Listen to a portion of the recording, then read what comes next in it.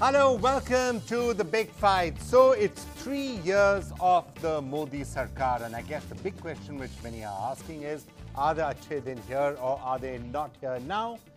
At a purely anecdotal gut feel level, you would probably feel that most people are reasonably satisfied with the way the Modi Sarkar is going. How can you judge that?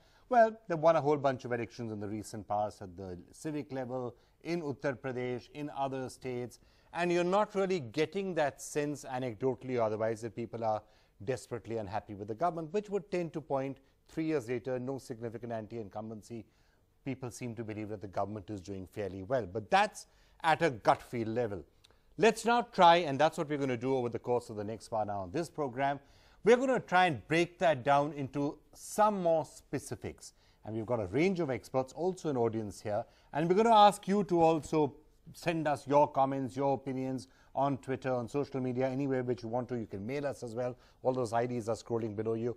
Let's try and look at the performance on the government on some very significant parameters. So there is internal security. Are we feeling safer than we were before this government took over? How is that playing itself out? There is the question of the economy. Is the economy doing well? Is the economy doing badly? The fight against corruption, it has been something that this government said was going to be one of its hallmarks. How have they been able to do that? Have they transformed that impression that there was a lot of corruption that existed a couple of years back? How they manage on that? Social harmony, one of the areas which there are some who would question how this government has been able to do. Is social harmony under threat? Is it not under threat? Is it doing better or worse than it was earlier? So that's the fourth point that we're going to look at. And finally, foreign affairs, foreign policy, international relations. How has the government done in that? I think all of you agree that's a fair way of judging the performance of the government. So now, let me start by introducing all the guests who are going to join us to take us through this. Some guests are going to be with us throughout, and I am going to have a couple of foreign policy experts who will join us a little later in the show. KC Singh and Mr. Parthasarathy, two of the most prominent foreign policy thinkers who will only join us as special guests to judge how the government is doing on the foreign policy front. So otherwise, here with us, Nalin Kohli, telling us how he thinks the BJP government has done in these 3 years. Jaiveer Shergill joining us, spokesperson of the Congress party, who may have a slightly different view. Sabah Naqvi here with us as well, a senior editor and a prominent journalist. Praveen Swami joining us to talk us through some of the internal security aspects in particular. Sunil Alagh has had a very strong view that the government is doing really well on the economy, and maybe he and Mohan Guruswamy, who's also with us, can help us understand how the government is actually performing on the economy front. Right, where do we get started? Well, maybe let's start off with internal security, because I guess the first, along with the economy, I guess the first big priority for any government should be internal security. Now, I'm just going to start flashing some things up for you. This is just our rough indication on the Big Fight team as to where we think the government has probably done well and perhaps not done that well. Pros and cons, and I'm going to get you all to weigh in on this. So pros in internal security, well, no major blasts outside Jammu and Kashmir in the northeast, no real attacks in other parts of the country. That's a pro. If you look at Naxal violence in terms of actual deaths, when it comes to the civilians or the security forces, deaths in Naxal violence are actually down. There have been some high-profile attacks, but by and large, deaths are down. Terror incidents in the northeast have come down, northeast in general seeming reasonably peaceful. Those would be some of the pros. Cons, there seems to have been a sharp slide in Jammu and Kashmir, and that is a real area of some concern for us. No clear strategy seems to be in sight right now as to what we're going to be doing in Jammu and Kashmir. It's all very well to blame Pakistan and things like that, but what is the strategy that we're going to follow there? There have been a number of attacks on Jawans, which is something to be dealt with. ISIS, is that threat rising, not rising? So those are just some of the pros and cons. Now, let me get you into that. You're right about the left-wing extremism that we see. Of course, the other thing is that another important point is surrenders is up almost 200%. Earlier, as many people were surrendering, almost 2 times more are surrendering. That's a healthy sign. Incidents are broadly down. However, there have been a few high-profile. What I'd like to say is, irrespective of this, and Praveen is the domain expert, we need to bear in mind, I don't see we are going to live in a, if I may say, violence-free world in the foreseeable future. And the manner of violence is also changing. It can be through even mowing using a truck or using a vehicle. Now, these are pretty difficult to you'll never be able to completely stop Yes, stop so violence. the point I'm That's making the is case. These days, people have started using just a simple vehicle to come and attack. Yes, that's what we see. Happening It's in going every city. regular, Vikram. So the point I'm making But is, Naren, would you share beyond my the concern about Jammu and Kashmir?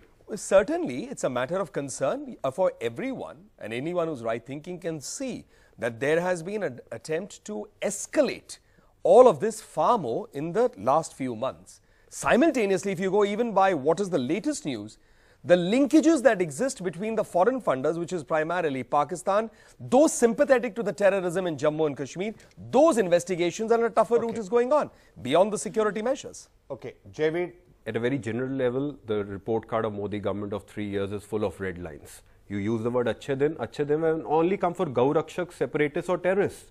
The security forces have paid a very, very heavy price. And let's not forget, reducing security forces casualty was Mr. Modi's big poll plank when he got onto that election stage. Just look at the numbers, 135% increase in infiltration. These are not some new techniques or somebody coming with a bus. 200 soldiers have died last year alone. The civilian casualties have increased. So today, the promise that I will be able to tame... Are you talking about Naxal violence? Because the Naxal violence, though it may sound counterintuitive, actually the numbers that I have, and I'll put them up on the screen, the numbers of security forces and civilians dying in Naxal violence is down. 42%. It's down. 42%. Now, it's down sharply. Vikramji, we are happy if that is the case, but look at where is the case of misplaced priorities. When the latest Naxal attack happened, for 2 months they didn't even have a DG. The CRPF equipment was functioning at 60% optimization. Okay. So today, yes, we fingers crossed there is no attack, but are we waiting? Are we fully prepared? We don't have a DG, we don't have the equipment. So my only problem, Modi Sarkar's big poll promise to tame Pakistan, save our soldiers, has been a big failure. Okay, I'll come to Pakistan as part of the international thing. But Praveen Swami, on the question of internal security, how would you rate how the government has done in these 3 years? I think to answer that, with any kind of fairness, you have to understand that the figures of the last 3 years need to be read in some context. With internal security, things that are happening today, the consequences show up, some years down the road. So the escalation in violence that you're seeing in Kashmir today, the roots of that were evident in 2008 or 2010. And the government then wasn't proactive in anticipating and taking the right kinds of measures to deal with them, which is why we have the crisis today. So the question really has to be, is the government doing enough to prepare us for the kinds of challenges that we are going to be facing? And the answer there has to be, it's not very heartening. And I'll flag 3 things here. The most depressing thing has to be that the police modernization program across states has stalled. So central allocations for police modernization have been slashed savagely over budgets. Okay. States, over the last couple of budgets, states were supposed to pick up the slack, but they haven't. The whole point after 2008 was that the central government realized after 26/11 that there was disarray across the states and that the center needed to take a role in sorting this mess out. Individual states weren't going to do it.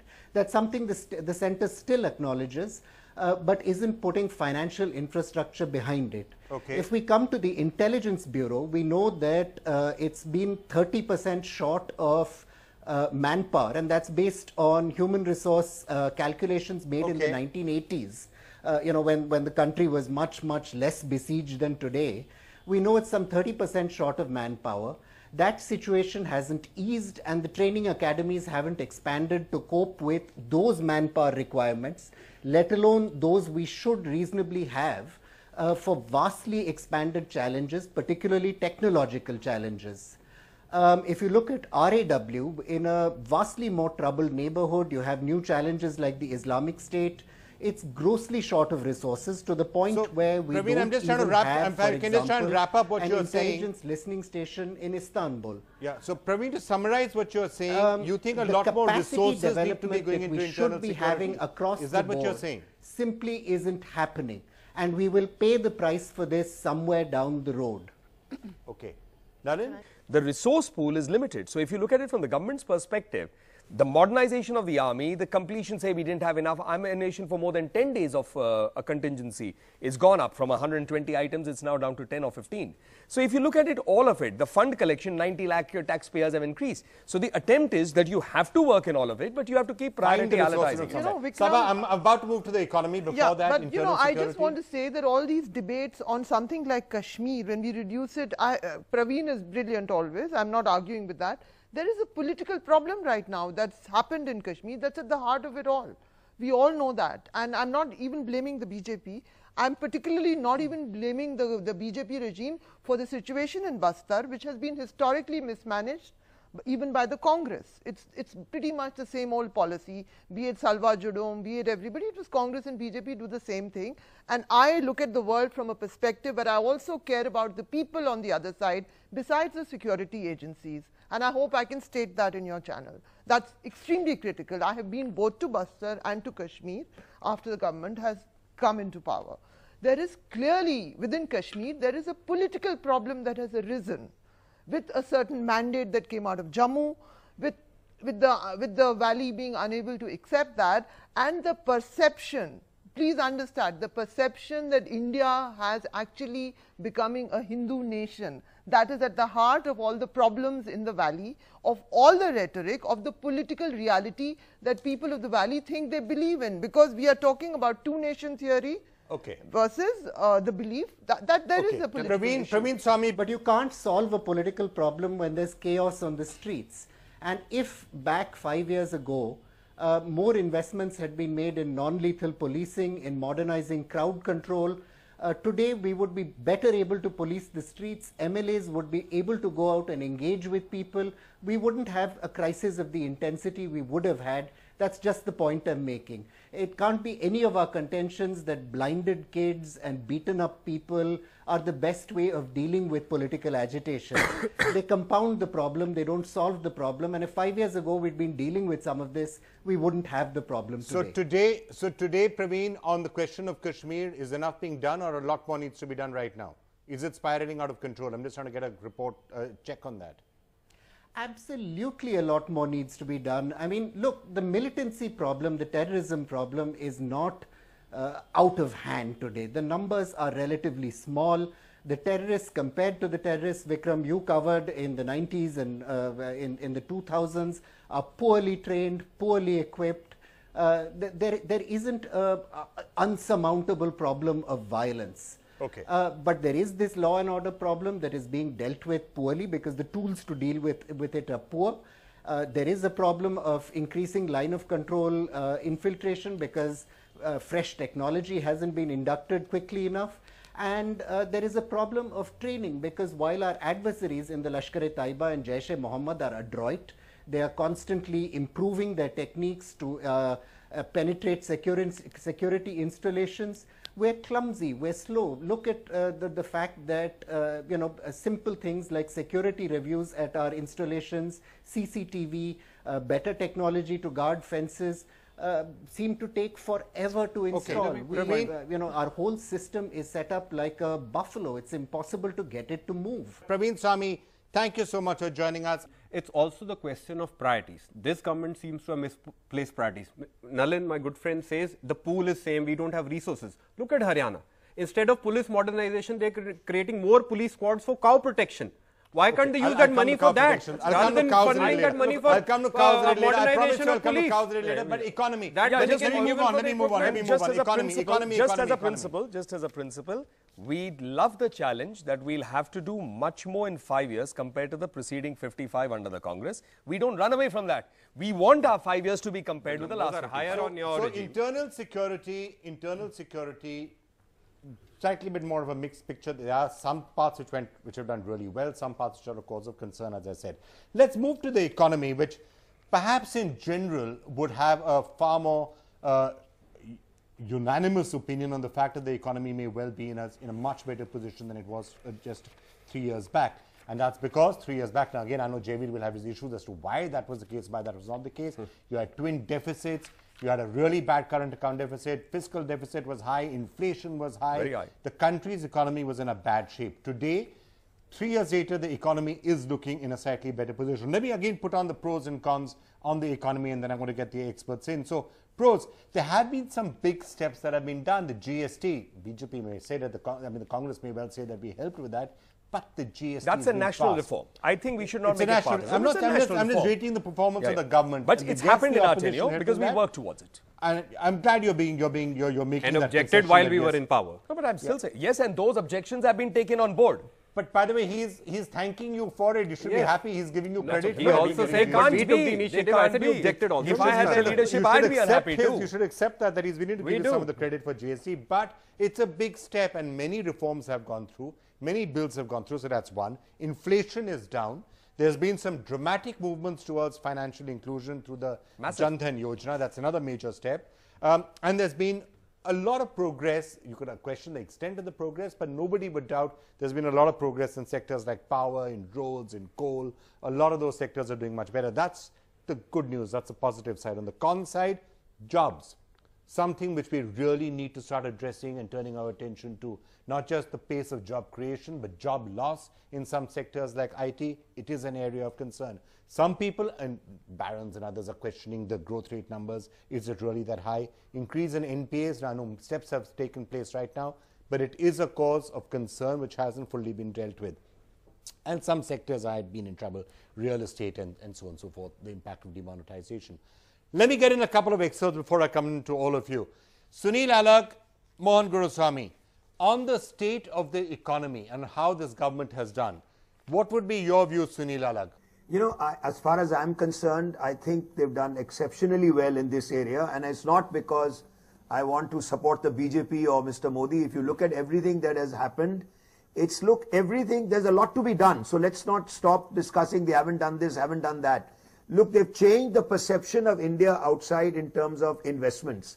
The Make in India, Apple has started making products in India. It's not a tap which people are saying it's turned on and it's pouring in. Now, jobs and corruption were the two areas in the economy which we had to address. Jobs are going to get addressed through infrastructure. You've got to look at the end of the year when you start building roads, bridges, ports, how many jobs get created.